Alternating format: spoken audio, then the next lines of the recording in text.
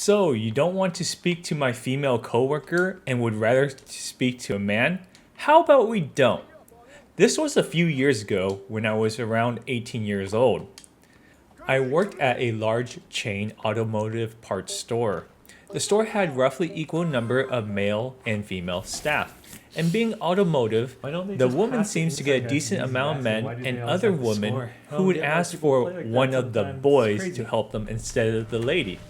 I was in the back of the store loading stock onto a trolley to run onto the floor when one of my female coworkers, mind you, she worked here for 7 years compared to me at this point only been 3 months of employment, comes to find me and asks me to help out a customer.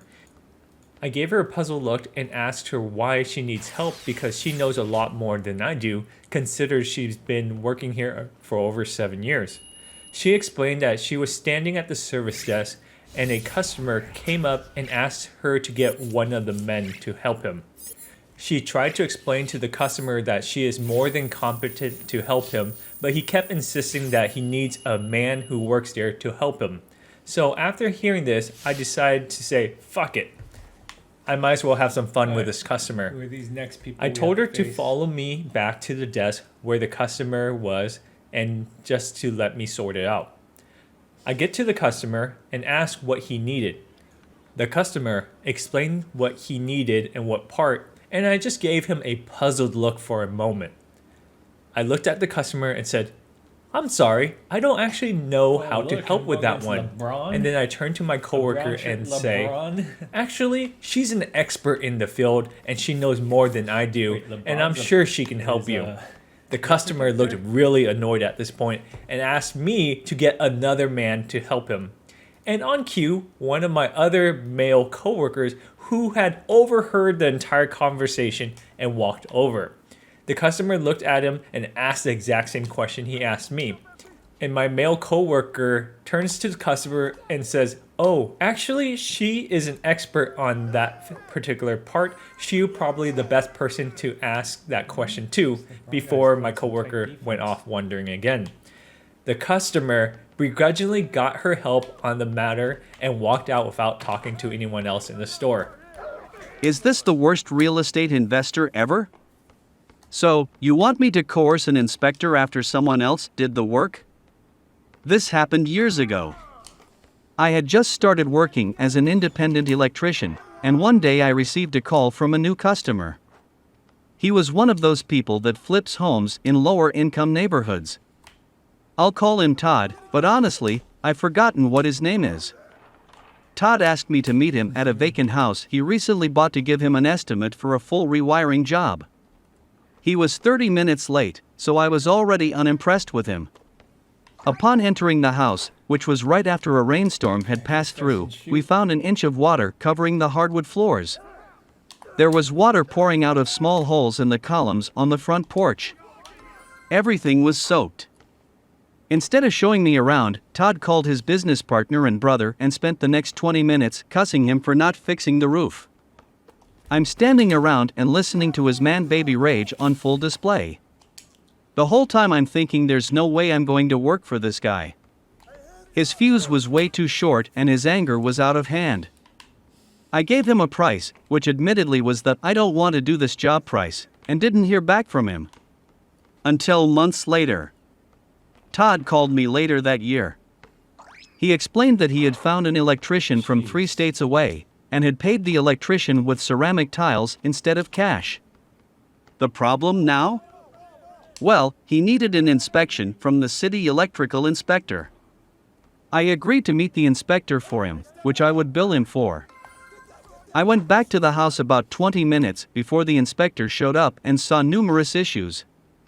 When the inspector arrived, we walked through together.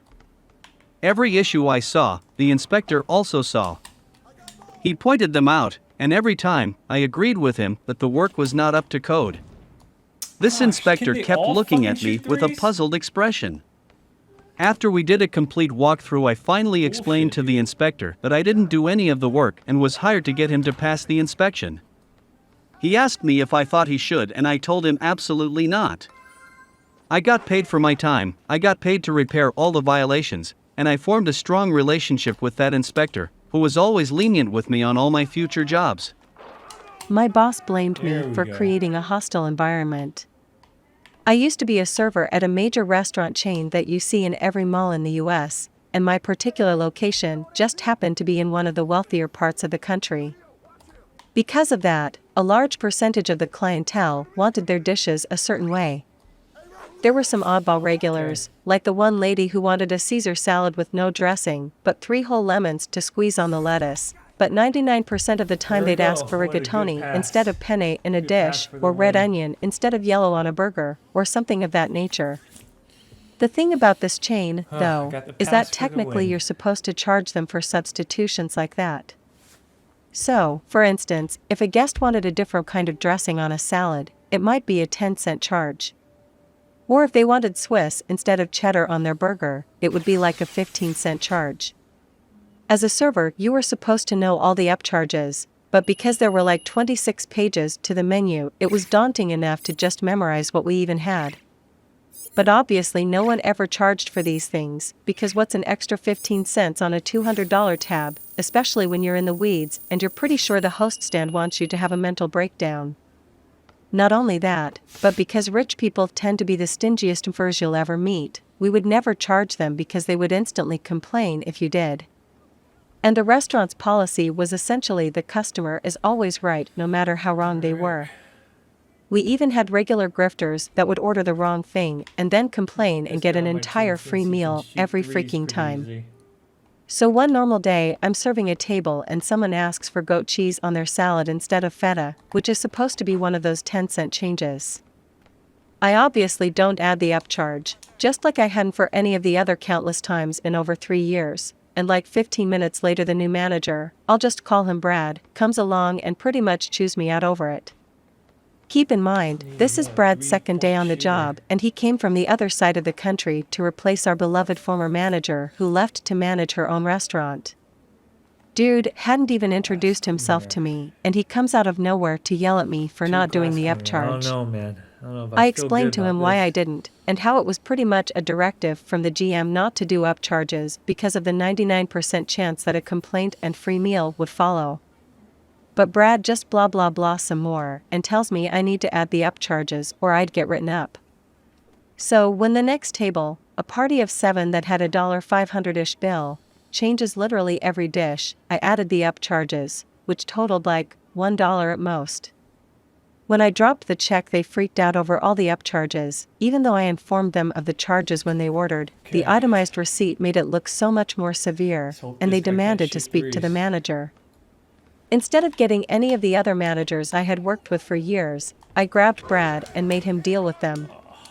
He ended up having to comp all $500-ish because he insisted I charge an extra $1 for all the substitutions. But did he learn his lesson? Nope. So I did it over and over again to the detriment of my bank account. Most people still tipped me though, so that was nice, and I got to watch tables routinely chew him out over the charges. This continued for a month or so until he finally relented, and not too long after I was suspiciously fired for creating a hostile work environment while on vacation. Thank you for watching. If you have any stories that you would like to share, please comment below. Don't forget to subscribe, like, and notify. See you next time.